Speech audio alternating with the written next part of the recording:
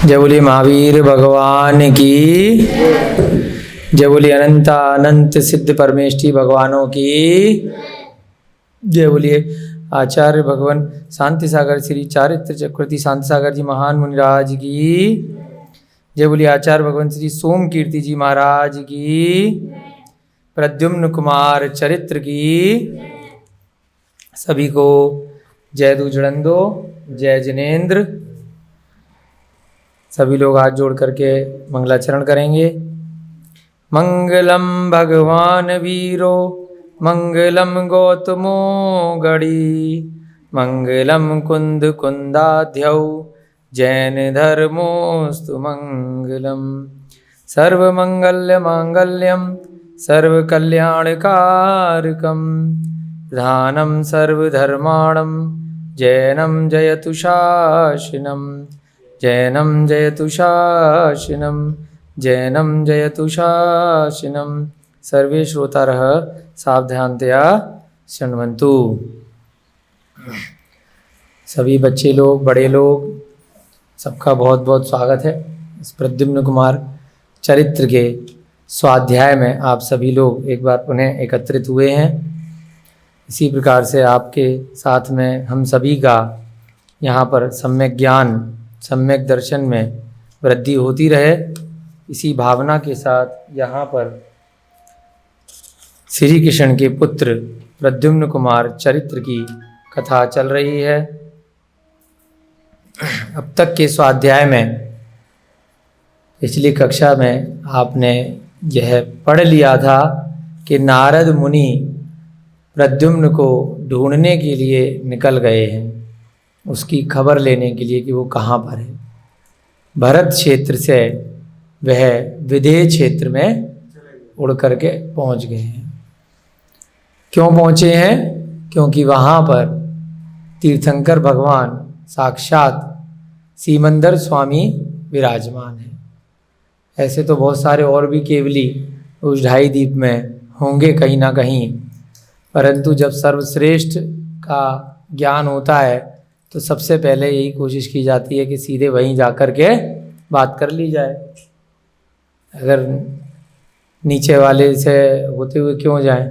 तो इसलिए सीधे सीधे तीर्थंकर भगवान के पास ही वे पहुंच जाते हैं। उनका समूसरण लगा हुआ है, 500 धनुष की उनकी काया है और नारद मुनि की काया मात्र 10 धनुष की है। इसके बारे में विस्तार से आपको कल की स्वाध्याय में बताया था कि क्यों ऐसा है। क्योंकि भरत क्षेत्र के आर्यखंड में अवसर्पणी काल के कारण से काया धीरे धीरे कम हो रही है। भविष्य में जब भरत क्षेत्र के इस आर्यखंड में उत्सर्पणी काल आएगा, अभी पंचम काल चल रहा है, पंचम के बाद षष्ठ काल आएगा और इसके बाद जब पुनः प्रथम काल आएगा, एक तरह से प्रथम का मतलब उत्सर्पणी का प्रथम, परंतु काल की दृष्टि से जैसे छठा काल चल रहा है वैसे ही सेम परिस्थिति दोबारा से छठे काल जैसी ही वहाँ पर होगी। तो वह भी 21,000 साल का होगा और यह भी 21,000 साल का है, पंचम काल भी और छठा काल। उसके बाद पुनः छठा काल आएगा, फिर उसके बाद पंचम काल रिपीट होगा और उसके बाद जैसी यहाँ पे चतुर्थ काल की स्थिति है वैसी वहाँ पर चतुर्थ काल की स्थिति दोबारा आएगी।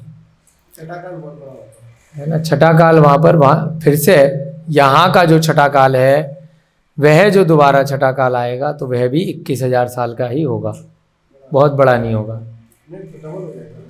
हाँ, लेकिन उसको हम परिस्थिति के हिसाब से छठा काल अभी कह सकते हैं, परंतु वह क्या है, प्रथम काल होगा, क्योंकि उत्सर्पणी का पहला काल। उसकी परिस्थिति जैसी छठे काल में यहाँ होगी वैसी होगी। उत्सर्पणी का द्वितीय काल, जैसी स्थिति यहाँ पर पंचम काल की है वैसी उसकी द्वितीय काल की होगी। और उत्सर्पणी का तृतीय काल, जैसी यहाँ पर चतुर्थ काल में स्थिति थी वैसी वहाँ पर तृतीय काल में स्थिति बनेगी। तो उस समय तीर्थंकर इत्यादियों का जन्म प्रारंभ हो जाएगा यहाँ पर।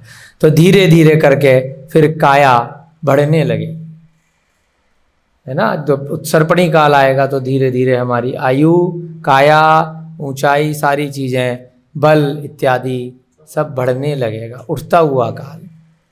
परंतु विदेह क्षेत्र में हमेशा एक समान काल चलता है। जैसे अवसर्पणी का चतुर्थ काल का प्रारंभिक काल था, जब आदिनाथ भगवान की जो काया थी, जो आयु थी इत्यादि जो परिस्थितियां होती हैं उस हिसाब से वहाँ चलती हैं। इस कारण से सीमंदर स्वामी वहाँ पर 500 धनुष के हैं, समूसरण में विराजमान है। चक्रवर्ती जब नारद मुनि को देखता है तो उसको हथेली पर रख लेता है कि कहीं से कोई कीड़ा आ गया है, इसको यहाँ से हटा लेते हैं। परंतु जब ध्यान से देखता है तो मनुष्य जैसी उसकी काया छोटी सी दिखाई देती है। कई बार ऐसी मूवी भी आई है ना, कि बहुत बड़े शरीर का व्यक्ति है और कहीं पहुंच जाता है। देखिए मूवी ऐसी आई है ना। नहीं, हल्क तो अलग चीज़ है, ऐसे मनुष्य के रूप में नॉर्मली मूवी आई थी, अपने भारत में भी आई हैं बच्चों की। बहुत बड़ा आदमी होता है, फिर वो छोटे छोटे से लोग होते हैं। देखिए आपने? साबू था भैया कह रहे हैं, आबरा कटावरा मैडम बता रही हैं। तो ऐसी कुछ मूवी हमने भी सुनी है। तो कहीं ना कहीं इसी प्रकार से कुछ इमेजिनेशन लिया जाता है, प्रेरणा ली जाती है। तो मनुष्य की आकृति अलग अलग क्षेत्रों में आज भी उतने ही बड़े मनुष्य हैं, परंतु अभी वर्तमान की दृष्टि से 100-200 साल के इतिहास देखा जाए तो जो अभी उपलब्ध है, तो अभी वैज्ञानिक नहीं ढूंढ पाए हैं कि और मनुष्य कहाँ पर है। वो केवल एक कल्पना कर रहे हैं कि मंगल पे मनुष्य हैं या चंद्रमा पे मनुष्य हैं या कोई अन्य ग्रह ढूंढ लिया है वहाँ पर मनुष्य है। ग्रहों, नक्षत्र, तारे इत्यादि पर मनुष्य नहीं।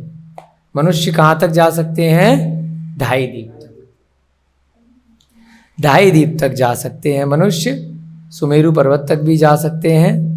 1 लाख योजन की ऊंचाई तक वह जा सकते हैं, परंतु रिद्धियों इत्यादि के माध्यम से, विद्याओं के माध्यम से अभी वर्तमान समय में आम मनुष्य एक स्थान से दूसरे स्थान पर भ्रमण नहीं कर सकता। आर्यखंड के बाहर अगर देखा जाए, हम लोग भरत क्षेत्र के आर्यखंड में हैं, परंतु विद्याधर मनुष्य हैं, या जो मनुष्य जिस स्थान पर जन्म लिए वो वहाँ पर हो सकते हैं।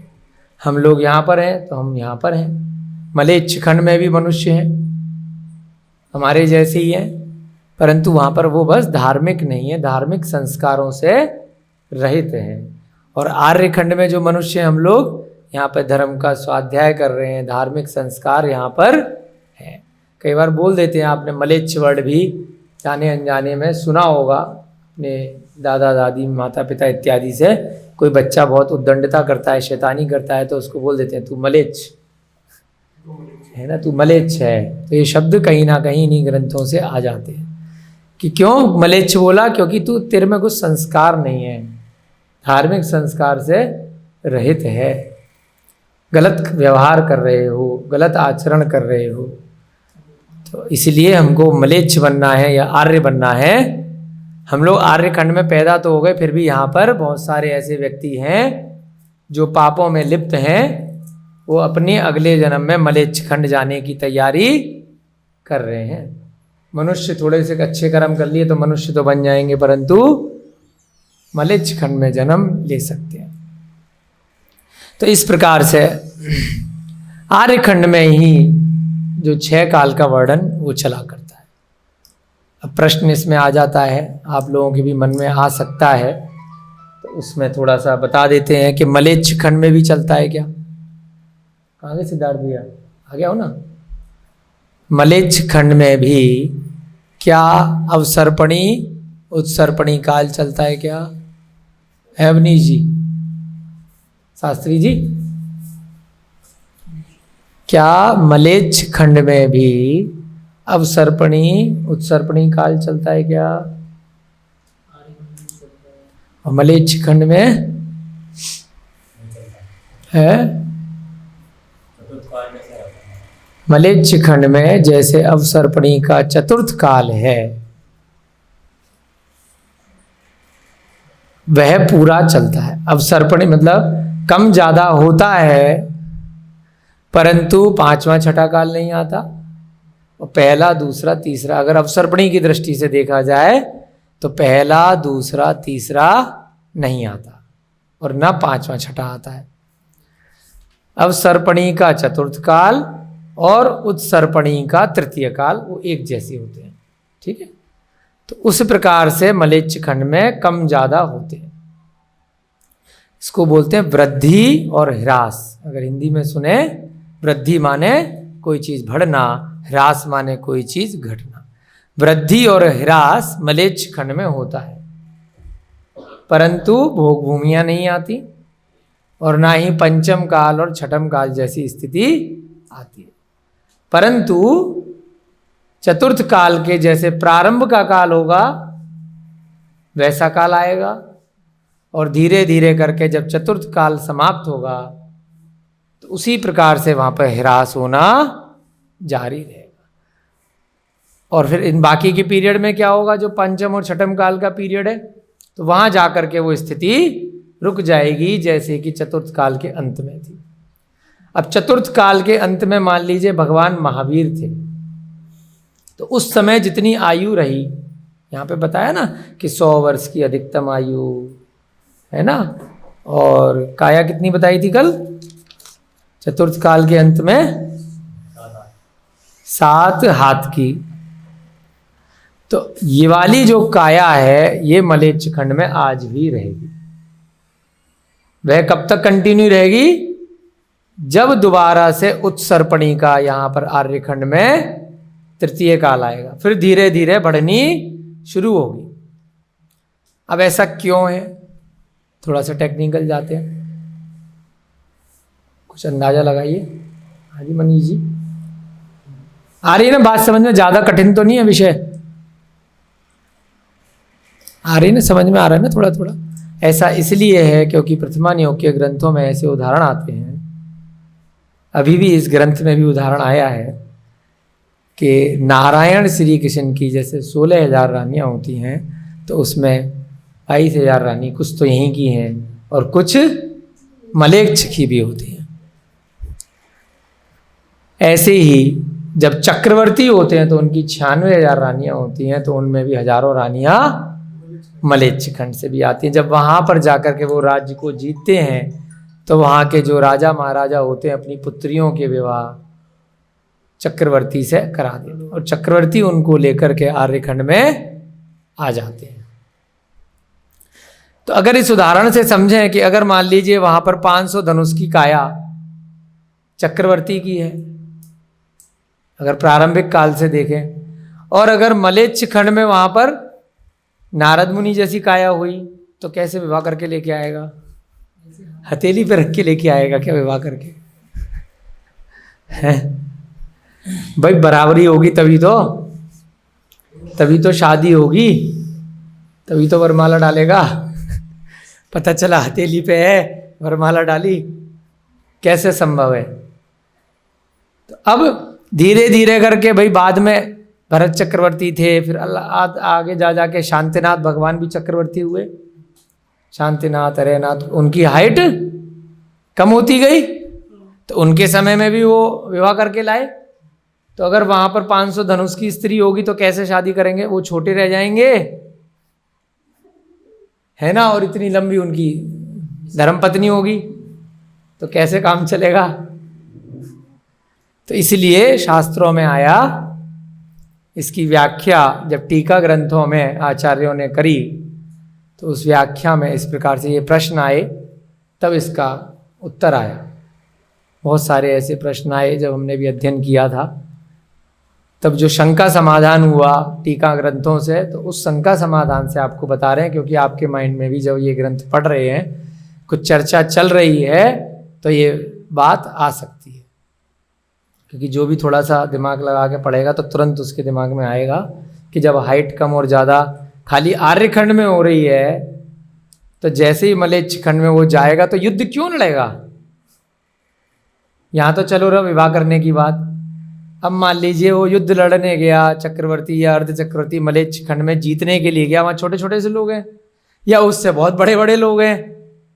श्री कृष्ण 10 हाथ के हैं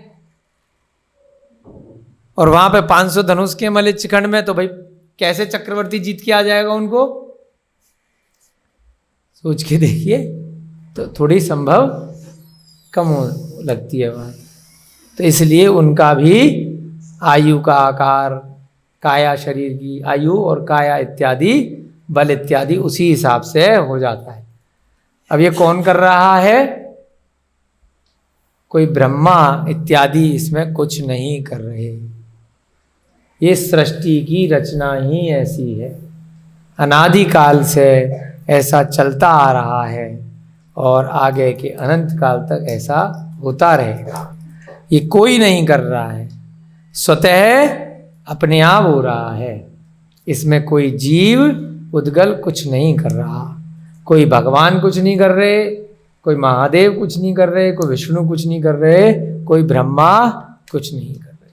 तो इस प्रकार से आपने कल की कक्षा में देखा था। थोड़ा सा वर्णन जब प्रसंग आया तो बता दिया, क्योंकि आप लोगों का प्रश्न हो सकता था। अब वहाँ पर भगवान से चक्रवर्ती ने प्रश्न किया कि ये कौन सा कीट है, कहाँ से आया है। तो भगवान ने, यानी कि सीमंदर भगवान ने चक्रवर्ती के प्रश्न के उत्तर में बताया कि भरत क्षेत्र के आर्यखंड से आया है। इसको बताने की ज़रूरत नहीं है कि क्यों आया है, कहाँ से आया है। हम खुद ही बता देते हैं कि ये नारायण श्री कृष्ण के पुत्र का कहीं अपहरण हो गया है, तो उसको ढूंढते हुए उसका समाचार प्राप्त करने के लिए यहाँ पर आया है। अब उसके बाद चक्रवर्ती फिर से प्रश्न करते हैं कि भाई मुझे सारा की सारा वृतांत सुनना है कि भरत क्षेत्र कहाँ है, कौन श्री कृष्ण है। तो अब भगवान यहाँ पर बताते हैं।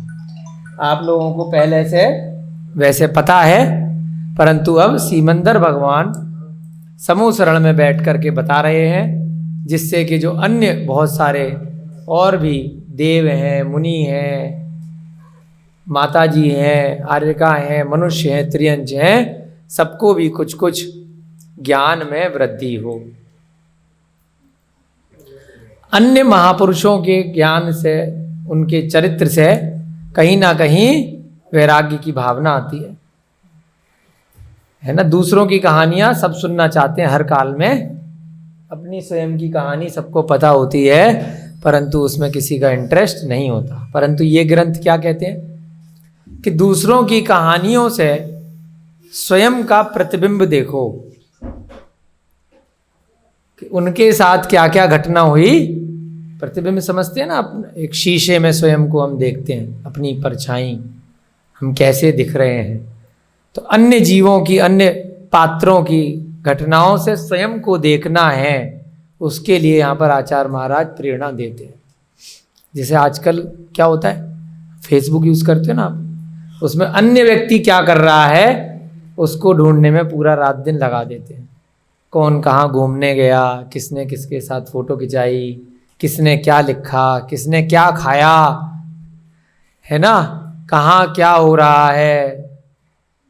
अब तो फेसबुक आ गया, पहले अखबार होते थे, टीवी होता था। अब ज़्यादातर समय सोशल मीडिया पे हम क्यों लगाते हैं? क्योंकि हमारा इंटरेस्ट है, हमें दूसरे के जीवन में क्या चल रहा है उसमें इंटरेस्ट आता है, परंतु उसमें हम धर्म नहीं सीख पाते, क्योंकि वहाँ पर ज़्यादातर जीवों के आचरण अच्छे नहीं होते, तो हम उन्हीं को कॉपी करते हैं। यहाँ पर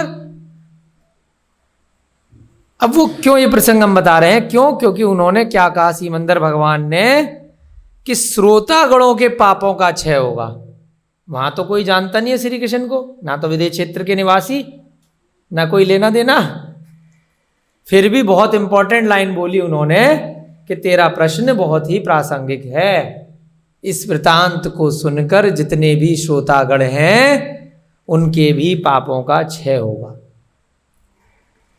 क्यों? क्योंकि कहीं ना कहीं कुछ ना कुछ उनसे कुछ गलतियां हुई होंगी, जिसकी वजह से उनको ये फल मिला, उदय आया। तो किसी भी जीव की घटना का अगर कोई चरित्र का प्रसंग केवली भगवान बताते हैं, तो जो भी लोग सुनते हैं वो स्वयं में उसका प्रतिबिंब सुनते सुनते अपने आप देख लेते, अरे ये गलती तो मैंने भी करी थी, उसके साथ ऐसा हुआ, कहीं मेरे साथ ऐसा नहीं हो जाए।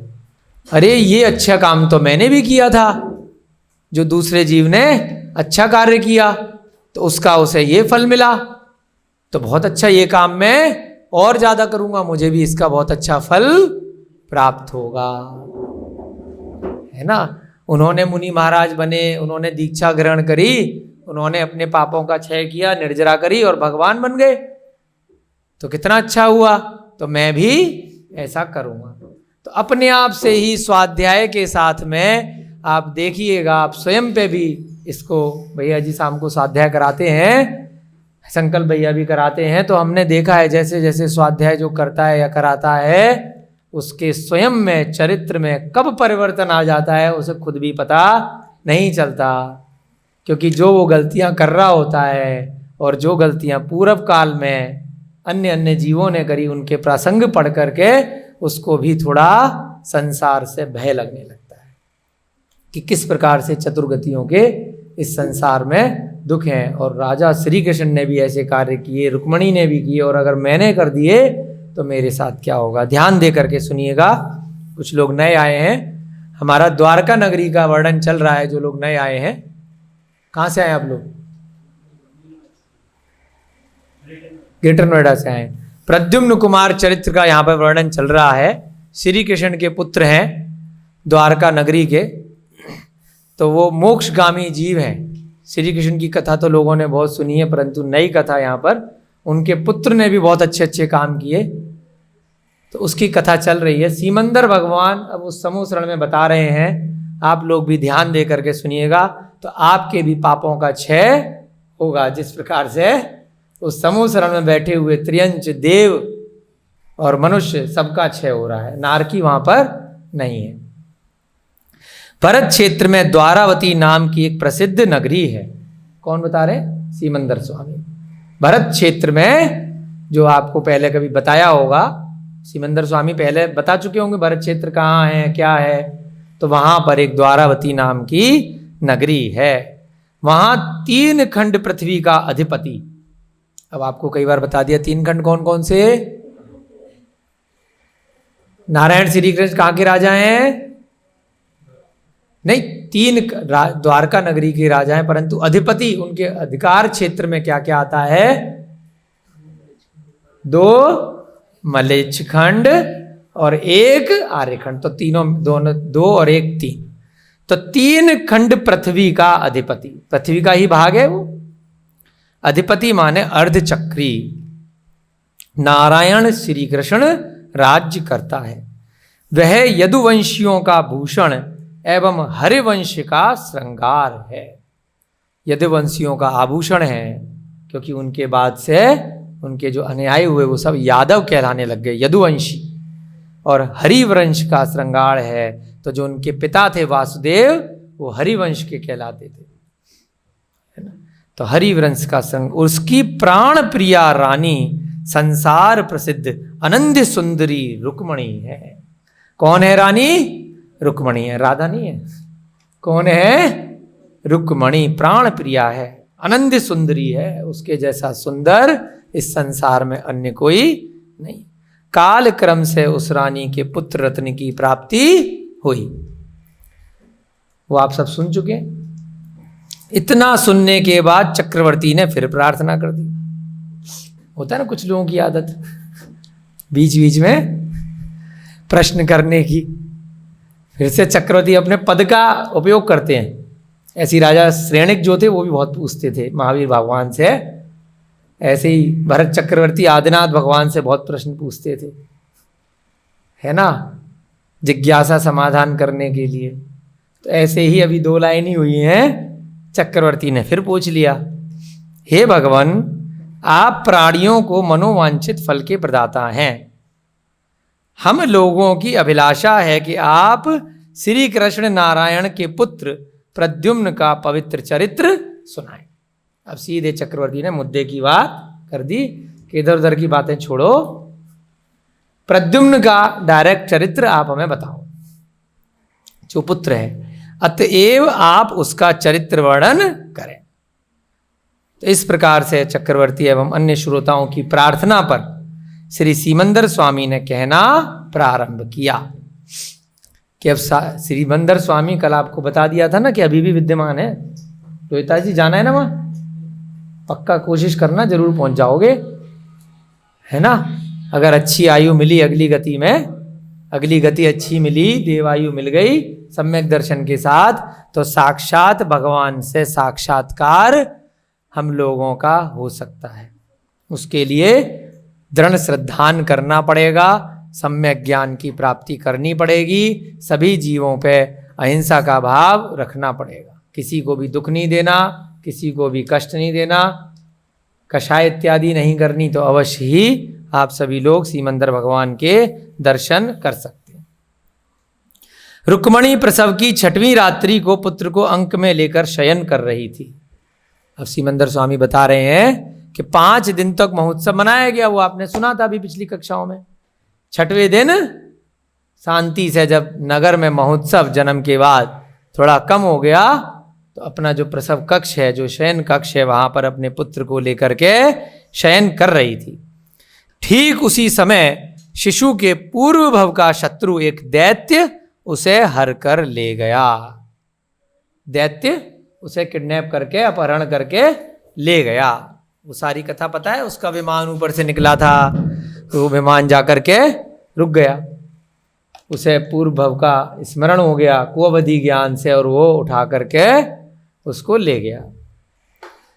दैत्य ने उस अबोध शिशु को तक्षक पर्वत की खदिरा नाम की अटवी में ले जाकर पुराने बैर का प्रतिशोध लेना चाहा। ये सारा आपका रिवीजन हो रहा है, जो कुछ कक्षाएं पहले आपने सुना था कि दैत्य उस बच्चे को उठा करके ले जाता है, और कहाँ ले गया था? तक्षक पर्वत पर, और खदिरा नाम की अटवी में, जंगल में ले जाके उसको फेंक देता है। और उसके बाद एक विशाल काय शिला के तले उसे दबा दिया। कितनी बड़ी शिला है, और उसके नीचे उसे दबा के मसल दिया। लेकिन फिर भी क्या है, मोक्षगामी जीव है, वह मरता नहीं है। इतनी बड़ी शिला के नीचे भी 5 दिन, 6ठे दिन का बच्चा, अपन में से कोई हो, एक पत्थर चट्टान गिर जाए 1 सेकंड में काम हो जाएगा, क्योंकि अकाल मरण हो सकता है।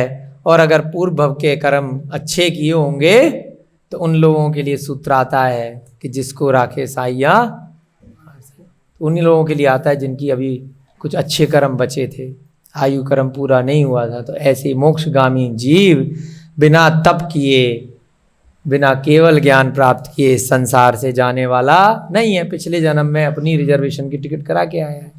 तो उस कारण से क्या हुआ, संयोगवश विद्याधरों का राजा काल संवर अपनी रानी के साथ वहां आ पहुंचा, उड़ते हुए अपने विमान में। कौन आ गया? काल संवर और कनकमाला।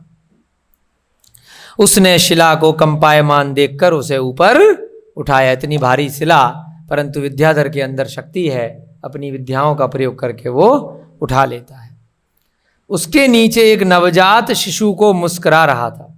एक छोटा सा शिशु इतनी भारी शिला के नीचे भी मुस्कुरा रहा है, स्माइल कर रहा है, जैसे कुछ हुआ ही नहीं। राजा ने उसे उठा लिया, अपनी रानी के साथ विमान में बैठकर अपनी नगरी को लौट आया। वो सारी घटनाक्रम आपको पता है, इसलिए बहुत डिटेल में यहाँ पर नहीं बताया गया है कि किस प्रकार से उसका राज तिलक किया तांबूल से, और उसको युवराज वहीं पर बना दिया, और उसको गोद लेकर के अपनी रानी को दे दिया कि ये तेरा पुत्र, तू पुत्र से, तेरे पुत्र नहीं है, पुत्र नहीं था उस रानी के, तो इसलिए अब तेरे को एक पुत्र मिल गया, तू पुत्र से रहित है, ये ले तेरा इतना बढ़िया पुत्र आपको देते हैं। अब उस बालक का वहीं प्रतिपालन हो रहा है। अभी वह बालक वहीं है। पूछ रहे थे ना कक्षा प्रारंभ हुई थी, प्रद्युम्न का पता चल जाएगा क्या? तो लीजिए, पता चल गया। प्रद्युम्न कहाँ पर है? प्रद्युम्न उस विद्याधर की नगरी में है, और वहां पर अभी उसका लालन पालन हो रहा है। अभी तो नारद ने कुछ बोला ही नहीं, और उसकी सारी शंकाओं का समाधान चक्रवर्ती पूछ रहे हैं, भगवान कर रहे हैं, बाकी पब्लिक सुन रही है। और उसकी बस जाके बैठने से ही भगवान के समूह में सारी शंकाएं समाप्त हो जाती हैं। तो ऐसे ही आपके जीवन में कोई भी परेशानी आए, विपत्ति आए, बस मंदिर में आके बैठ जाना, कुछ अर्जी मत लगाना कि मेरी ये दुख दर्द दूर हो जाए, मुझे ये रुपया पैसा मिल जाए, या मेरा बच्चा खो गया है, मेरा पति नहीं सुनता है, मेरे बच्चे नहीं सुनते हैं, मेरी सास नहीं सुनती है। कोई भी समस्याएं हैं वो अपने घर में रख के आना, बस आकर के समूह शरण में बैठ जाना, और कहाँ पर आपको संकेत मिल जाएगा किस प्रकार से वो सारी समस्याएं घर जाने से पहले अगर अच्छे भावों से आओगे मन वचन काया से, तो सारी समस्याएं स्वतः ही समाप्त हो जाएंगी, क्योंकि वो समस्याएं ही नहीं रहेंगी। तो क्या कह रहे हैं, उसका भी वहीं पर प्रतिपालन हो रहा है। शुक्ल पक्ष के चंद्रमा की भांति उस किशोर का सर्वांगीण विकास हो रहा है। दो पक्ष होते हैं, शुक्ल पक्ष और कृष्ण पक्ष। कृष्ण पक्ष के अंत में क्या आती है, कृष्ण पक्ष का जो 15वां दिन होता है वो क्या आती है, बताओ अब बाकी लोग भी बताओ। हाँ, और शुक्ल पक्ष के 15वें दिन क्या आती है, पूर्णिमा है। अब इसमें क्या गलती है, क्योंकि हमें स्कूलों से सारी चीजें हटा दी गई, बस जनवरी फरवरी मार्च अप्रैल दिसंबर तक रटा दिए गए, सन रटा दी गई। तो बेसिक बातें थी, पक्ष कितने होते हैं, मास कितने होते हैं, चैत्र वैशाख इत्यादि, वो सब हमारे कोर्स से एक अंतर्राष्ट्रीय षड्यंत्र के कारण बच्चों के ज्ञान से हटा दिए गए, उसको नहीं पढ़ाया जाता है, जबकि वो वास्तविक प्रत्यक्ष हमें दिखता है। तो ये भी ज्ञान इन धर्म ग्रंथों के माध्यम से कहीं ना कहीं आपको आना चाहिए। ज्योतिष विद्या है, भैया जी करते हैं ज्योतिष, है ना। तो ऐसे ही बहुत बेसिक चीज़ें हैं हमारे बच्चों के कोर्स से हटा दिया गया। बड़ी बड़ी कक्षाओं में भी MBA भी कर लेते हैं, CA भी कर लेते हैं, इंजीनियर भी कर लेते हैं, परंतु पता नहीं होता कृष्ण और शुक्ल पक्ष क्या होते हैं, चंद्रमा कितने दिन के हिसाब से कैसे अपनी कलाएं बदलता है। कृष्ण माने काला, ब्लैक। वैसे तो कृष्ण राजा श्री कृष्ण का भी नाम है, और अगर संयोग से देखा जाए तो इसीलिए क्योंकि उनका वर्ण काला था। नेमिनाथ भगवान भी काले थे, कृष्ण वर्ण के थे उस समय, दोनों भाई भाई थे। और बहुत सुंदर बताते हैं, काला रंग भी, वो तो मार्केटिंग कर दी गई फेयर एंड लवली वालों ने कि गोरा बहुत अच्छा होता है और काला बहुत खराब होता है। तो जैसा मार्केटिंग कर दिया वैसे दिमाग में फीड हो गया। कृष्ण वर्ण भी बहुत सुंदर होता है। कृष्ण जब बच्चे थे तो किस प्रकार से आपने सुना होगा, किस प्रकार से गोपियाँ इत्यादि क्या हाल हो जाता था। इतने दीवाने लोग हुआ करते थे, इतने सुंदर थे कृष्ण, बलभद्र, बलदेव, ये सारे की सारे। तो इसका मतलब काला रंग कोई बुरा नहीं होता है, ठीक है ना। तो कृष्ण का मतलब काला, तो उससे आप पहचान कर लीजिए। जब भी कृष्ण पक्ष होता है तो अंत में काली रात आएगी, अमावस की रात आएगी, अमावस्या आएगी।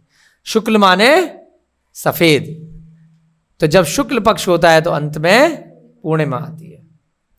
तो यहां पे क्या उदाहरण दिया, शुक्ल पक्ष के चंद्रमा की भांति।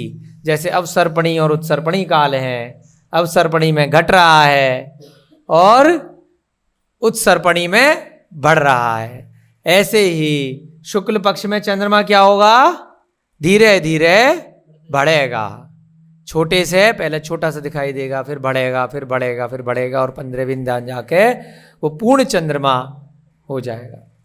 ऐसे ही फिर कृष्ण पक्ष में धीरे धीरे कम होगा। इसका भी आजकल के वैज्ञानिकों के पास कोई भी जवाब नहीं है कि क्यों कम होता है और क्यों बढ़ता है। उसका भी जवाब यहाँ पर इन ग्रंथों में आता है कि राहु और केतु नाम के 2 नक्षत्र होते हैं, वह क्रम से चंद्रमा और सूर्य के नीचे गमन करते हैं, और वो नीचे इस प्रकार से गमन करते हैं। तो उनके गमन के कारण से वो चंद्रमा अपनी 15 दिन में कलाएं बदलता है, नीचे आ जाते हैं उनके विमान। और दूसरा कारण भी आया है ग्रंथों में कि वह स्वतः ऐसा होता है। जैसे उत्सर्पणी और अवसर्पणी काल चले आ रहे हैं, ऐसे ही स्वतः चंद्रमा 15 दिन में अपनी 15 कलाएं बदलता है। धीरे धीरे अमावस्या आती है और फिर पूर्णिमा आती है। अनादिकाल से चला आ रहा है, अनंत काल तक चलता रहेगा।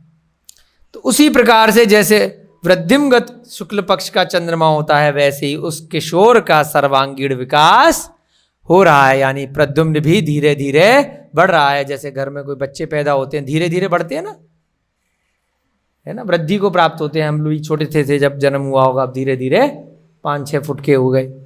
तो ऐसे ही बता रहे हैं कि वो प्रद्युम्न का भी विकास वहीं पर हो रहा है। अब वही प्रद्युम्न के नाम से प्रख्यात है, उसका नामकरण वही कनकमला और काल समर के महल में उसका जो नाम रखा गया है वो प्रद्युम्न रखा गया है। अब आपका जो प्रश्न था उसका समाधान यहां पर एक लाइन में हो रहा है। जब वह 16वें वर्ष में पदार्पण करेगा, कौन से वर्ष में? 16 साल का हो जाएगा। अभी बोलते हैं ना 18 साल का मैच्योर हो गया, 16 साल का जब वो हो जाएगा तो 16 प्रकार की निधि एवं 2 विद्याएं प्राप्त कर द्वारिका लौट आएगा। न श्री कृष्ण उसको ले जा सकते, समय लेके जाएगा 16 साल। 16 साल बाद ऐसा नहीं है पता चल गया श्री कृष्ण को कि वहां पर है मेरा बच्चा, जाओ और जाकर के पकड़ के ले आए, नहीं। भगवान ने अपनी वाणी में बता दिया, अवधि ज्ञान से, केवल ज्ञान से जान लिया कि भाई कब आएगा और कैसे आएगा। खाली हाथ नहीं आएगा, 16 निधियां लेकर के आएगा और 2 विद्याएं। वैसे कौन सा जीव है वो? भूमि गोचरी। भूमि गोचरी का मतलब पढ़ा था ना, श्री कृष्ण जो है भूमि गोचरी हैं, जमीन पर चलते हैं, गोचर करना, चलना। जबकि नारायण है फिर भी हवा में स्वयं की विद्याओं से नहीं उड़ सकते, परंतु कहीं से कोई रिद्धि प्राप्त कर ली, विद्या प्राप्त कर ली, कोई देव ने आकर के कोई उनको कुछ भी ऐसी विद्याएं दे दी, किसी विद्याधर ने विद्याएं दे दी, तो वो उनका उपयोग करके विमान इत्यादि में बैठ के जा सकते हैं। अदरवाइज क्या है? भूमि गोचरी है। परंतु देव उठा करके ले गया, प्रद्युम्न को छोड़ दिया विद्याधर नगरी के पास में, विद्याधर उठा करके ले गए। वहां पर कुछ न कुछ जब 16 साल तक रह लेगा तो किसी कारण से ऐसा निमित्त बनेगा कि उसे जन्म से विद्याएं न होने के बाद भी, विद्याधर की नगरी में कोई जन्म से पैदा हो गया तो उसको विद्याएं बहुत सारी आकाशगामी इत्यादि रहेंगी। जैसे हनुमान को थी, रावण को थी, मेघनाथ को थी, वो विद्याधरों की नगरी से आए थे। तो वो आकाश में उड़ते थे, बोलते ना पवन पुत्र हनुमान, उड़ के चले गए, है ना, उड़ के जाते थे ना, लंका चले गए। तो वो कैसे चले गए? वो ऐसे थोड़ा थोड़ा चेंज कर दी गई टीवी में, फिल्मों में कहानियां। और कैसे गए? वो विद्याधर थे तो उनके पास जन्म से विद्याएं थी, तो इस कारण से वो आकाश में उड़ करके चले जाते थे। रामायण भी आई थी ना, तो दिखाते हैं दारा सिंह हनुमान के रूप में उड़ते हुए जा रहे हैं। कैसे जा रहे हैं? उसका जो सही शब्द है वो विद्याधर थे, तो इस कारण से आकाश मार्ग से उड़ सकते थे। जैसे ये नारद मुनि उड़ करके पहुंच गए हैं। तो सही शास्त्रों के अध्ययन से सही सही ज्ञान अगर प्राप्त करेंगे तो बहुत सारी आपका जो अज्ञान रूपी अंधकार है, जो भ्रांतियां हैं, वो धीरे धीरे दूर होती चलेंगी। और ज्ञानावर्णी कर्म का जो आप लोगों ने, हम लोगों ने, सबने बंद कर रखा है, वो धीरे धीरे क्षय होने लगेगा और धीरे धीरे सम्यक ज्ञान प्राप्त हो जाएगा। और एक दिन में सम्यक ज्ञान धीरे धीरे केवल ज्ञान में भी बदल सकता है, कोई उसमें बाधा नहीं है। तो क्या कह रहे हैं? जब 16 साल का वो प्रद्युम्न हो जाएगा तो 16 निधि और 2 विद्याएं प्राप्त करके अपने आप अपने निज नगर द्वारकावती में पहुंच जाएगा। 16 साल बाद उसे पाकर उसके माता पिता एवं कुटुंबी जन अतीव प्रसन्न होंगे। अब कोई कुंभ के मेले में बच्चा खो जाता है ना, बहुत मूवीज में दिखाते हैं, तो बाद में कभी मिल जाता है तो बहुत प्रसन्नता होती है कि मेरा खोया हुआ बालक मिल गया। तो ऐसे ही उसके सारे माता पिता, द्वारका नगरी बहुत प्रसन्न चित्त हो जाएगी। घर जाते समय प्रद्युम्न के मार्ग में जो शुभ शकुन होंगे वे इस प्रकार हैं। अब 16 साल बाद की घटना अभी से सीमंदर स्वामी उस समूह शरण में बता रहे हैं, तो उससे हम लोगों को सीखना है कि किस प्रकार से कुछ ऐसे अतिशय होते हैं तो क्या क्या शगुन चारों तरफ दिखाई देते। जब वह वापस द्वारका नगरी वहां से जा रहा होगा तो फिर क्या घटनाएं होंगी मार्ग में, वो भी सुन लीजिए। रुक्मणी के उरोजों से स्वतः दुग्ध बहने लगेगा। भाई बचपन में तो वो दूध पिला नहीं पाई, बेचारा छठे दिन ही चला गया। तो अब जब उसका बच्चा वापस आएगा 16 साल बाद, तब भी क्या होगा, स्वतः उसके स्तन से, उरोजों से दुग्ध आने लगेगा। ये संकेत होगा कि बच्चा वापस आने वाला, जब कितना बड़ा होके आएगा। फिर भी ऐसा नियति है, ऐसा विधान है, ऐसा होने लग जाता है।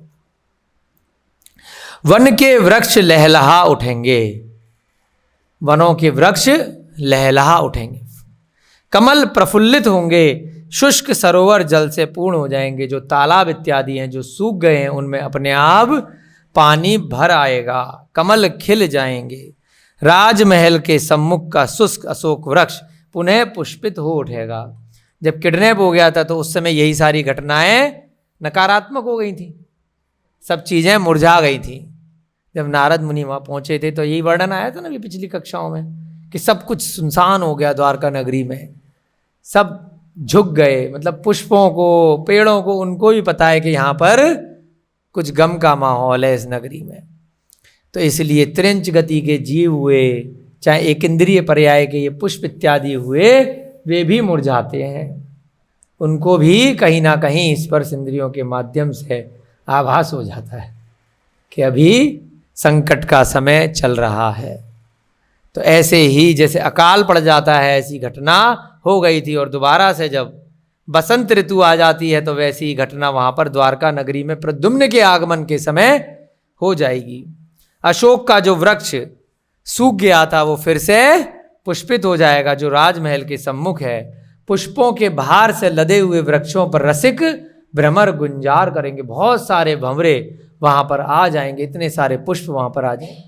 नगर के अन्य उद्यान भी बिना ऋतु के ही पुष्पित हो जाएंगे। अभी बसंत ऋतु या सही ऋतु नहीं भी आई है, फिर भी क्या होगा, उस प्रद्युम्न के आने के प्रभाव से सारे की सारे फूल पुष्प वहाँ पर पुष्पित हो जाएंगे।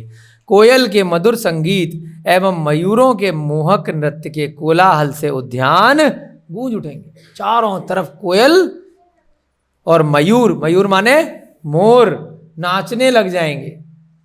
आम के वृक्षों में मंजरी एवं फल देख करके सबके चित्त प्रफुल्लित हो जाएंगे, खूब आम लग जाएंगे वहां पर। उस समय गूंगे भी बोलने लगेंगे, गूंगे की भी आवाज आ जाएगी अगर कोई गूंगा है द्वारकावरी में। कुबड़े लूले एवं काने अंधे अपनी विकलांगता से मुक्त हो जाएंगे। क्या प्रभाव है एकमात्र प्रद्युम्न के आने का। देखिए जब अरिहंत भगवान बन जाते हैं तो क्या प्रभाव होता है, या जब तीर्थंकरों का जन्म होता है जो जन्म कल्याणक हम मनाते हैं, तो क्या उस अयोध्या नगरी का या जिस भी नगरी में तीर्थंकर का जन्म होता है, तो आप सोच के देखिए कि क्या प्रभाव होता होगा उस नगर में, जब मात्र प्रद्युम्न के आने पर इतना प्रभाव हो रहा है कि काणे अंधों की विकलांगता दूर हो जा रही है, कुबड़े लूले सब ठीक हो जा रहे हैं। कुबड़े होते हैं ना, कुबड़ निकल आता है, लूले लंगड़े। कुरूपा स्त्रियां भी उस समय मृग नैनी सुंदरी बन जाएंगी, जिनका रूप अच्छा नहीं है वो भी मृग नैनी जैसी सुंदर बन जाएंगी। तीव्र स्वर वाले का स्वर सुरीला हो जाएगा, जिसका स्वर बहुत तीव्र कठोर है वो भी बहुत ही मीठा स्वर उसका हो जाएगा। कुरूप पुरुष भी रूपवान हो जाएंगे। उचित समय पर रुक्मणी के देह में रोमांच प्रारंभ होगा। जैसे ही प्रद्युम्न का मिलन होगा, उसका पुत्र उसके पास आएगा तो माँ की ममता झलकने लगेगी और रोमांच अपने पुत्र से मिलने का, क्योंकि 16 साल तक उसने रो रो कर इंतजार किया है उस पुत्र का, तो रोमांच प्रारंभ हो जाएगा। हे राजन, कौन बोल रहे? सीमंदर स्वामी। राजन किसको? चक्रवर्ती को। हे राजन, जिस समय उपरोक्त घटनाएं प्रारंभ हो तब समझ लेना कि प्रद्युम्न का आगमन सन्निकट है। परंतु सुन कौन रहा है? नारद भी सुन रहा है। नारद वहां जाकर खबर दे देगा और बता देगा जब ऐसा होने लग जाए तब समझ लेना कि प्रद्युम्न अब आने वाला है। तो ऐसे शगुन जाकर के इसलिए वो बता रहे हैं, चिंता मत करो। जिसे तुम हथेली पर लिए बैठे हो, कौन लिए बैठा है? किसको लिए बैठा है? नारद को। वह जगत प्रसिद्ध नारद मुनि हैं। यह नवमा अधोवदन नाम का नारद मोक्ष मार्ग में निपुण है। यह भी पूरा मोक्ष मार्ग अच्छे से जानता है। नारद मुनि बहुत ज्ञानी है, ऐसे ही बदनाम किए डालते हैं लोग। तो इसलिए यहां पहुंच पाया। नव, इसका नाम क्या है? नवमा अधोवदन। नारद एक उपाधि है, नारद मुनि मोक्ष मार्ग में निपुण है। देश व्रतधारी, यह नारद देश व्रतधारी है, प्रतिमाएं ले रखी हैं, है ना। अब अपनी शक्ति के हिसाब से, जैसे देश व्रत में क्या होता है कि जैसे कोई देश व्रत लेते हैं, पहली प्रतिमा, दूसरी प्रतिमा, तीसरी प्रतिमा, तो उसमें देश व्रत आते हैं कि कितने स्थान तक हम गमन कर सकते हैं। कोई मील का कर ले, हम ऊर्ध्व में कितना जा सकते हैं, अधो में कितना जा सकते हैं, चारों दिशाओं में कितना जा सकते हैं, है ना। इसको अणुव्रत भी बोलते हैं। अणुव्रत के अंदर देश व्रत आते हैं, गुण व्रत आते हैं, है ना। उसमें एक परमानेंट सीमाएं बनाई जाती हैं, उसको दिग्व्रत बोलते हैं, और एक प्रतिदिन की सीमाएं बनाई जाती हैं, इनको देश व्रत। भाई दिशाओं की हमने परमानेंट सीमाएं बना ली। क्यों बना ली? क्योंकि हमें सम्यक ज्ञान हो गया। अब हमें अपना पाप कम करना है। पुण्य तो हम स्वाध्याय के द्वारा, व्रत इत्यादि के द्वारा करेंगे, निर्जरा करेंगे, परंतु प्रतिदिन के हमें पाप कम लगें। जिस क्षेत्र में कोई भी क्राइम हो रहा है, लोग मांस खा रहे हैं, जीवों को दुख दे रहे हैं, कषाय कर रहे हैं, हमें उस सीमा का पाप जाने अनजाने में नहीं लगे। तो अपनी सीमाएं बना ली जाती हैं। चतुर्मास का समय इस अगले माह से, जुलाई से प्रारंभ होने जा रहा है, तो उसमें चतुर्मास में जो मुनि महाराज इत्यादि हैं व्रत ले लेते हैं, सीमाएं बना लेते हैं कि इस पीरियड में 4 माह में बहुत सारी जीव हिंसा होने की संभावना है। वर्षा ऋतु का आगमन है, जिस कारण से सड़कों पर बहुत सारे जीवों की उत्पत्ति होगी, कीड़े मकोड़े इत्यादि बहुत ज़्यादा उत्पन्न होंगे, बल्ब इत्यादि के, बिजली के माध्यम से भी बहुत सारे जीवों की उत्पत्ति होगी। तो हमारे गमन का मार्ग हम एक सीमित कर लेते हैं, जिससे कि उस क्षेत्र तक ही, उस मंदिर या कुछ किलोमीटर या कुछ कोस तक, जहाँ तक भी समय काल की अपेक्षा से हमें दोष, हमारे गमन के कारण से हम भले ही ईर्ष्या वृत्ति का अच्छे से पालन करेंगे, फिर भी कहीं ना कहीं ज़्यादा दूर जाने में, विहार करने में हमें दोष लग सकता है। तो इसलिए देश व्रत इत्यादि वो अपने गमन के लिए ले लेते हैं। तो ऐसे ही नारद मुनि के लिए यहाँ पे सिमंदर स्वामी बता रहे हैं कि यह नारद देश व्रतधारी है। ढाई द्वीप में आकाश मार्ग से जा सकता है, इसने बहुत सारे नियम ले रखे हैं।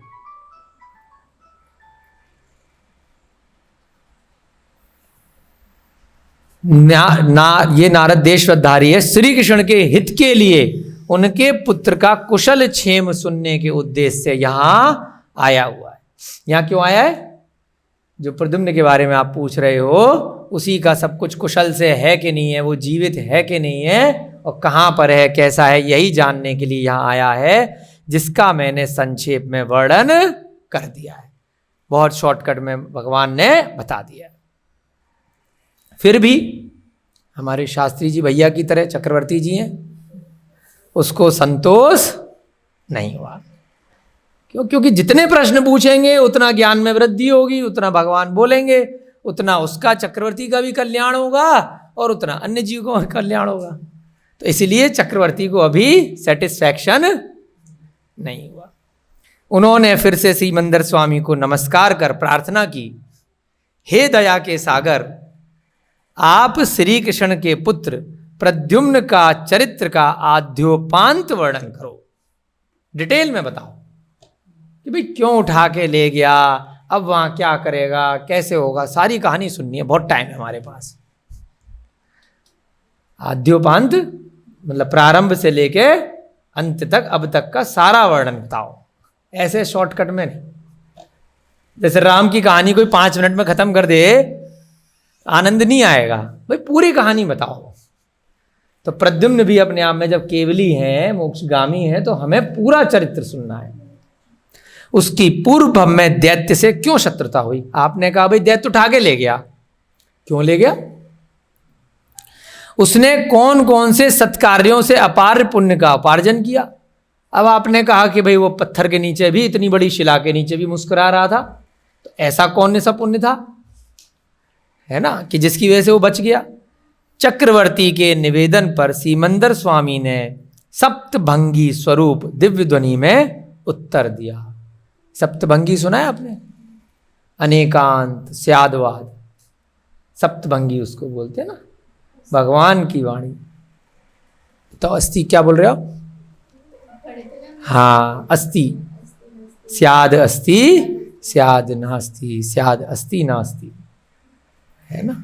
तो इस प्रकार से इसको भगवान की वाणी को क्या बोलते हैं? अनेकांतवाद, स्यादवाद वाणी, कि 7 प्रकार से किसी भी वस्तु का स्वरूप बताया जा सकता है। 7 के अलावा कुछ भी स्वरूप नहीं होता। तो ये कुछ कुछ शब्द बीच में आते हैं, तो उसमें भी आपको समझना चाहिए। सप्तभंगी स्वरूप दिव्य ध्वनि में उत्तर दिया। दिव्य ध्वनि क्यों बोला? भगवान के 4 मुख हैं, तो वहीं से जो समोसरण के 4 मुख होते हैं भगवान के, वहीं से उनको ब्रह्मा बना दिया जाता है। ब्रह्मा की आपने कई बार मूर्तियां देखी हैं कहीं? देखिए, ब्रह्मा के मंदिर 1-2 जगह हैं, तो उनके मुख चारों दिशाओं में होते हैं। हम लोग श्रीलंका गए थे, वहां पर भी पोलन रुवा, ध्यान है ना, पोलन रुवा जगह पे पूरा चारों दिशाओं में मुख है। तो ऐसे ही अंगकोर वाट मंदिर है कंबोडिया में, वहां पर भी ऐसी ब्रह्मा के। तो वो सब क्या है? वो सब समोसरण के ही प्रतीक होते हैं। 4 मुख, बड़ी बड़ी प्रतिमाएं बनाई जाती हैं। तो कहीं ना कहीं कालांतर में कुछ ना कुछ उनको स्वरूप दे दिया जाता है। तो उसमें दिव्य ध्वनि कीर्ति है। दिव्य ध्वनि का क्या आपको बताया था कि भगवान का मुंह जैसे हमारा चल रहा है वो नहीं चलता, खाली ध्यान में रहते हैं और ध्वनि निकलने लगती है। जितने भी पशु पक्षी बैठे हैं, देव बैठे हैं, मनुष्य बैठे हैं, मुनि आर्यका इत्यादि बैठे हैं, वो सभी किसी भी प्रांत से आए हों, किसी भी देश से आए हों, किसी भी जाति के हों, सबको अपनी अपनी भाषा में वह दिव्य ध्वनि सुनाई दे रही होती है, समझ में आती है। कोई ट्रांसलेटर को बिठाने की जरूरत नहीं होती कि एक जना बोल रहा है और एक जना साथ साथ माइक पे ट्रांसलेट कर रहा है, कान में स्पीकर लगा रखे हैं सुनने के लिए। ऐसा करते हैं ना पार्लियामेंट में कई बार, और कई जगह बड़ी कॉन्फ्रेंस होती है, तो अलग अलग देशों के लोग आते हैं, अलग अलग भाषा में उनको अपने प्रवचन, लेक्चर इत्यादि देने होते हैं, उद्बोधन देने होते हैं। तो साइमल्टेनियसली उसी समय ट्रांसलेटर को बिठाना पड़ता है कि इधर वो बोल रहा है और इधर ट्रांसलेटर उसको ट्रांसलेट कर रहा है। और ऐसे ही ये दिव्य ध्वनि का महिमा है कि वहाँ तक कर्ण इंद्रिय तक पहुँचते पहुँचते वो ट्रांसलेट हो जाती है। तो ऐसी दिव्य ध्वनि में उत्तर दिया जम्मू द्वीप के प्रख्यात भरत क्षेत्र में। अब किसका उत्तर दे रहे हैं? डिटेल में समझा रहे हैं। प्रद्युम्न की शत्रुता पिछले भव में क्यों हुई, क्यों उसको दैत्य उठा करके ले गया, क्यों वो बच गया, क्या उसने पुण्य किया जिसके कारण से वो बच गया। भरत क्षेत्र में मगध नाम का एक रमणीय प्रदेश है, जिस भरत क्षेत्र की कथा बता रहे हैं, जहाँ पर अभी प्रद्युम्न इत्यादि हैं, श्री कृष्ण हैं, उस भरत क्षेत्र में एक मगध नाम का बहुत सुंदर राज्य है। उस प्रदेश में शालीग्राम नाम के नगर में सोमदत्त नामक ब्राह्मण रहता था। कौन? सोमदत्त। कौन सी जगह? शालीग्राम, मगध क्षेत्र। मगध के अंदर शालीग्राम, शालीग्राम में कौन ब्राह्मण रह रहा है? सोमदत्त। उसे अपने कुल एवं जाति का बड़ा अभिमान था। जैसे रावण को अभिमान था ना, अभिमान डूब लिया, ऐसे ही आपको जो भी पुण्य से मिला है, बहुत अच्छे घर परिवार में जन्म ले लिया, बहुत रुपया पैसा मिल गया, बहुत गाड़ी इत्यादि मिल गई, बहुत अच्छे कुल में जन्म मिल गया, बहुत आज्ञा चलती है आपकी, कुछ भी मिल गया तो घमंड नहीं करना। परंतु उसने क्या किया? अपने कुल का और जाति का बहुत अभिमान किया। किसने? सोमदत्त ने। उसकी पत्नी अग्निला अनंत सुंदरी थी। उसकी पत्नी का नाम क्या था? अग्निला। वो बहुत सुंदरी थी, बहुत सुंदर थी। सोमदत्त और अग्निला कौन थे? दोनों ब्राह्मण थे। वे दोनों ही वेद पारंगत, वेद उस समय आ चुके थे, तो वेदों में पारंगत थे। धन धान्य विद्या वैभव से संपन्न थे। उनको वेदों का, ऋग्वेद, अथर्ववेद, यजुर्वेद, कौन कौन से ऋग्वेद, कौन कौन से वेद होते हैं? 3 वेद, अथर्ववेद, सामवेद, ये सारे वेदों का उनको ज्ञान था। अपने पिता की तरह उनमें, अच्छा इनका क्या था, उनकी पत्नी का नाम अग्निला था। सोमदत्त के 2 पुत्र थे, अब उनके 2 बेटे थे। वो दोनों भी वेद पारंगत, धन ध्यान विद्या वैभव से संपन्न थे। उन बच्चों को भी उसने अच्छे से वेद पढ़ा दिए थे, दोनों के ज्ञान में बहुत वृद्धि हो गई थी। अपने पिता की तरह उनमें भी अपने कुल एवं जाति का अभिमान पूर्ण मात्रा में था। अब जैसे पिता को होता है, बहुत घमंड होता है, ऐसी बच्चों में भी वैसे ही संस्कार बहुत बार आ जाते हैं पिता को देख देख के। तो ऐसे ही उन दोनों बच्चों में भी संस्कार आ गए। तो इसलिए माता पिता को अगर अपने बच्चों को अच्छा बनाना है तो खुद हमें घमंड नहीं करना चाहिए, खुद चोरी नहीं करना चाहिए, खुद असत्य नहीं बोलना चाहिए, क्योंकि बच्चे कोई स्कूल में रट के नहीं सीखेंगे। आप उन्हें रटा देंगे, एग्जाम में पास करा देंगे, वो आपके आचरण से सीखेंगे। तो माता पिता आचरण कैसा करते थे, अभिमान का, घमंड का। तो बच्चों में भी बहुत घमंड आ गया कि मैं तो बहुत ज्ञानी हूं। अभिमान पूर्ण मात्रा में था। अपने समक्ष शेष त्रिलोकी जन को वे हे समझते थे। जितने भी उनके आसपास त्रिलोकी जन हैं, 3 लोक के जितने मनुष्य हैं, उनके दिमाग में क्या था, वो सब बेवकूफ हैं, अज्ञानी हैं, मैं ही सबसे ज्यादा ज्ञानी पुरुष हूं। सम्यक ज्ञानी, सही ज्ञानी का लक्षण होता है कि वह बिल्कुल जमीन पर रहता है, डाउन टू अर्थ बोलते हैं ना अंग्रेजी में। जैसे जैसे ज्ञान में वृद्धि होगी वैसे वैसे अभिमान कम होगा। उसकी जरूरतें, उसकी इच्छाएं, उसका घमंड, उसकी कषाय, लोभ लालच कम होना चाहिए। अगर वो बढ़ रहा है ज्ञान के साथ तो उसको ज्ञान नहीं बढ़ रहा, उसको ज्ञान का घमंड बढ़ रहा है। अल्प बुद्धि का घमंड बढ़ जाता है। और जो अच्छी बुद्धि वाले होते हैं तो ये अवश्यम भावी है। ऐसे आचार्य महाराज बहुत ग्रंथों में कहते हैं कि अगर कोई सरल स्वभावी है, मृदु स्वभावी है, उसे जितना भी उसके पास है उसको बिल्कुल भी मान अभिमान नहीं है, तो वह वास्तव में ज्ञानी है। चरित्र अच्छा होना चाहिए। तो यहां पर क्या है, ज्ञान तो मिल गया वेदों का, परंतु उन्होंने बाकी के लोगों को हे समझ लिया। हे माने तुच्छ, कि मेरे ज्ञान के आगे ये सब मूर्ख हैं, हम इनसे श्रेष्ठ हैं।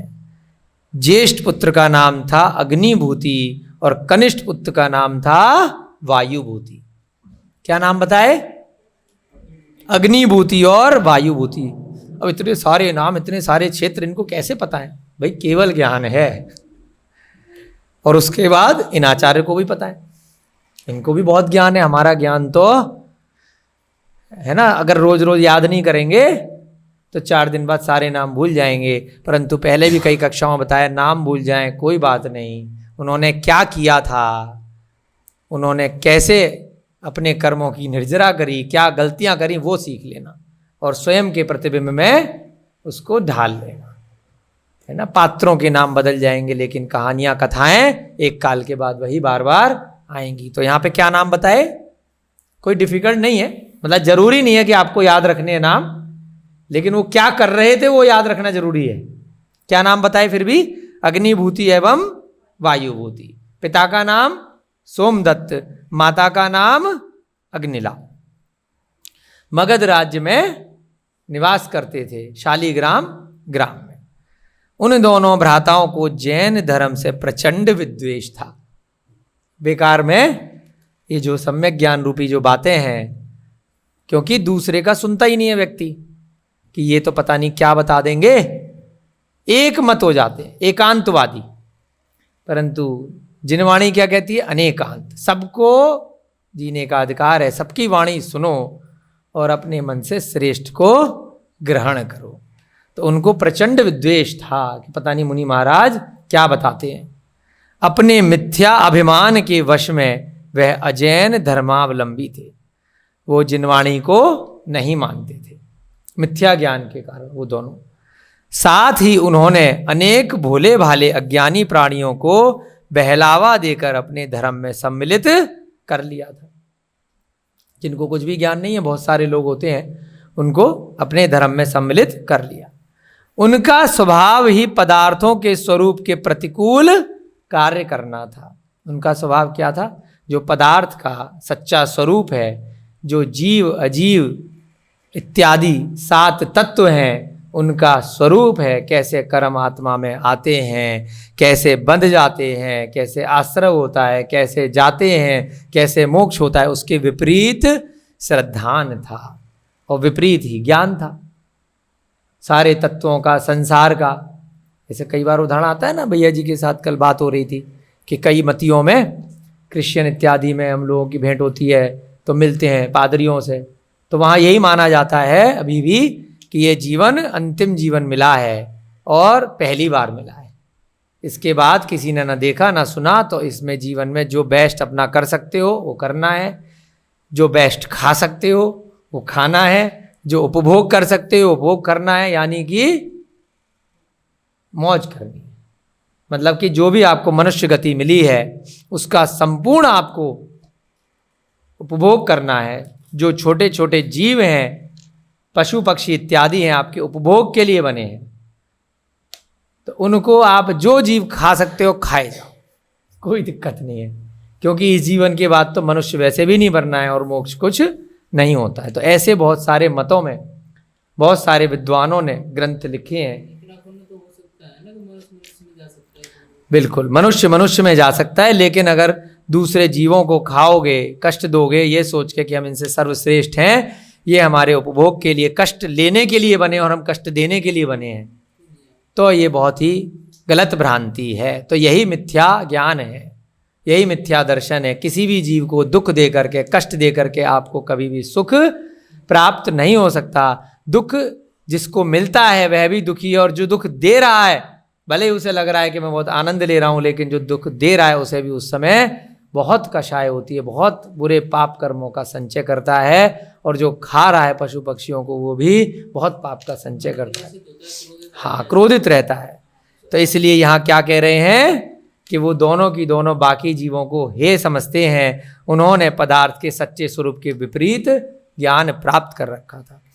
उनका कार्यकाल प्रसन्न चित्र स्मृति शास्त्रज्ञ एवं धर्म तीर्थ के प्रवर्तक श्री वास पूज्य तीर्थंकर के समय में था। कब था? कौन से तीर्थंकर थे वास पूज्य भगवान? 12। तो इससे क्या पता चल रहा है कि 12वें तीर्थंकर के काल में भी वेदों का ज्ञान लोगों को था। अन्य मति तब भी थे। इस अवसर्पणी, हुंडा अवसर्पणी के काल के कारण कह लीजिए या किसी भी कारण से वेद तब भी थे। इससे ये प्रतीत होता है, प्रूफ है।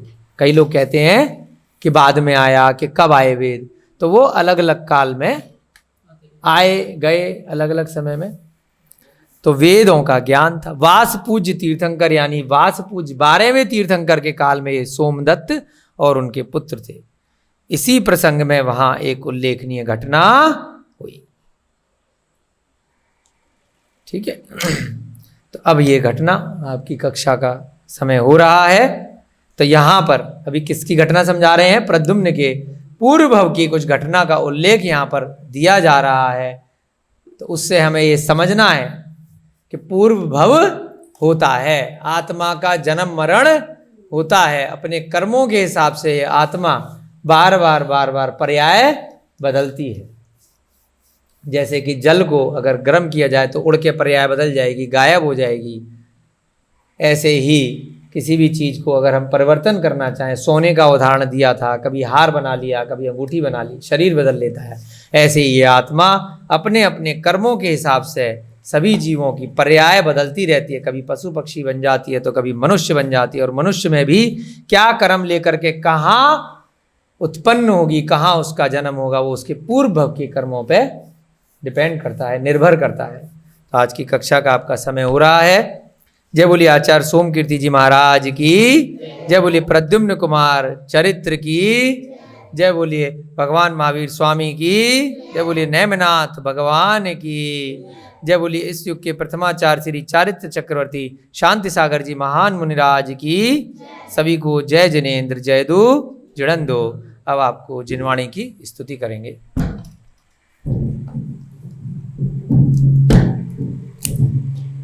मिथ्यातम नाश वेको, ज्ञान के प्रकाश वेको, आपा परिभास वेको, भानु से बखानी है।